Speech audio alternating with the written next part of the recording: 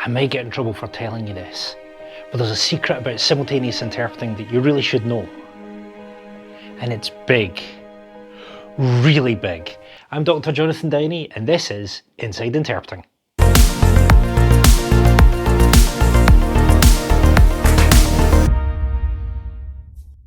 This is simultaneous conference interpreting. You sit in a booth like these, put on a headset like this, and talk all day. Since the interpreters are in booths far away from the people doing the speaking, you might think that the interpreters are invisible and they just say what the speaker said. Right? Right? For about 80 years, since simultaneous interpreting first began, we thought we knew how interpreters worked. There had been lots of research on how interpreters deal with background noise and speed, and there was certainly lots of training on how interpreters should do their job properly. Then, in the early 2000s, a new researcher by the name of Ebru Diriker came along and decided to watch interpreters at work. I'll let her tell her story. So I knew I wanted to analyze real-life performance, real-life interpreting in my PhD. I started looking out for a conference that I could analyze, observe, analyze. And even today, it's not easy. Back then, it was really difficult to get access to record interpreters to observe. I finally found one conference organized by my university. It was definitely not my favorite topic. I was looking for something political, I must admit. I ended up analyzing a conference on philosophy and politics. The plan was simple. Watch how the interpreters worked and talk to them and the people at the conference. Study how interpreting really takes place in the real world.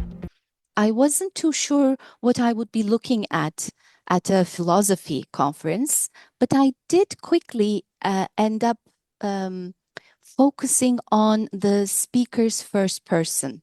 So the I, who is the I speaking when an interpreter interprets? That shouldn't be a question. Every simultaneous interpreter was trained and is trained to interpret as if they were the speaker.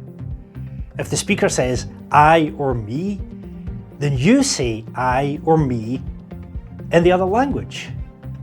It shouldn't be that hard. But life is really that simple.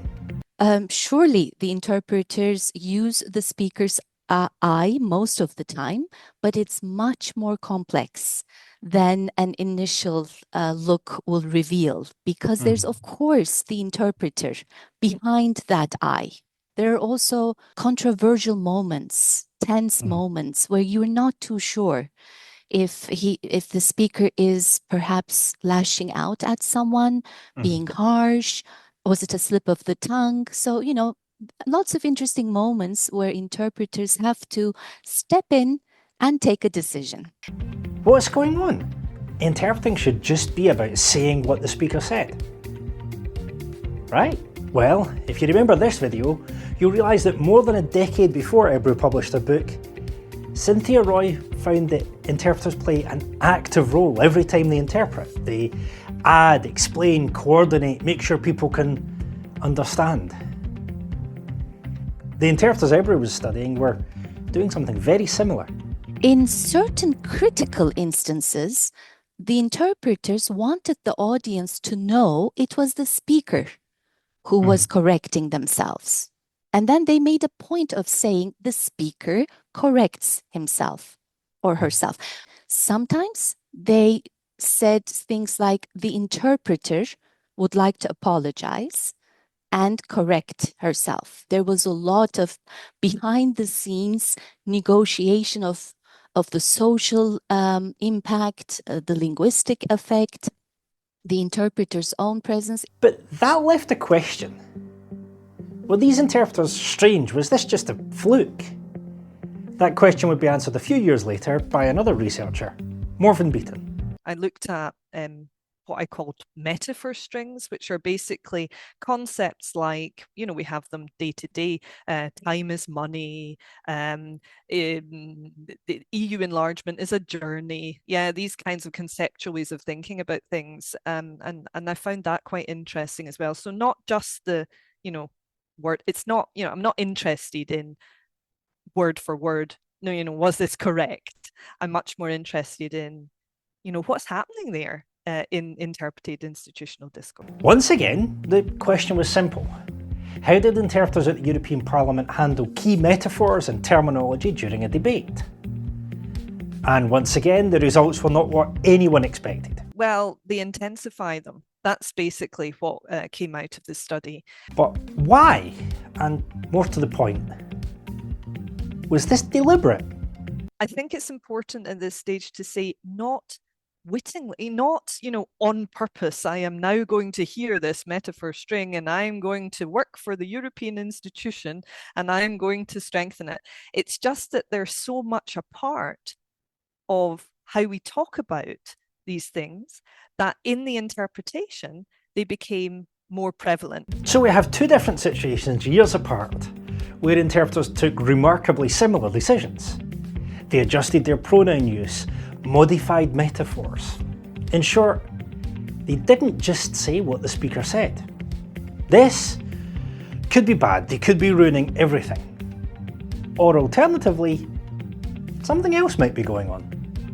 I think, interpreters are human beings and all human beings are social.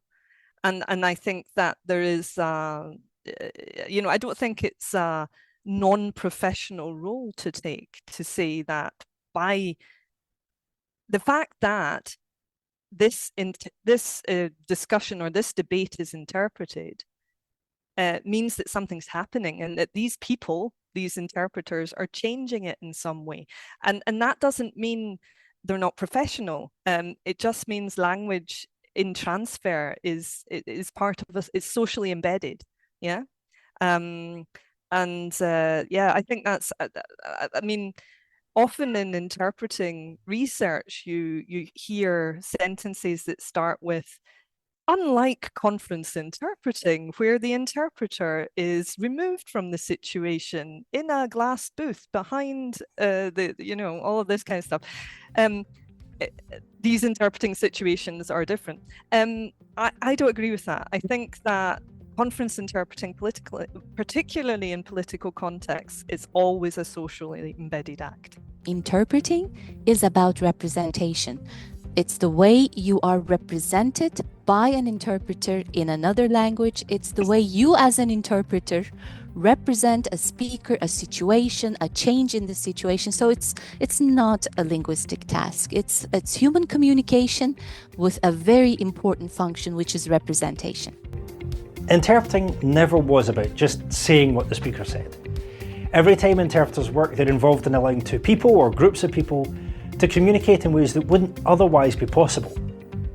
Interpreting never was about just finding the right term for this kind of machine or the right translation of this particular concept. It's about allowing people to make meaning together. I'm Dr. Jonathan Downey, and this is Inside Interpreting.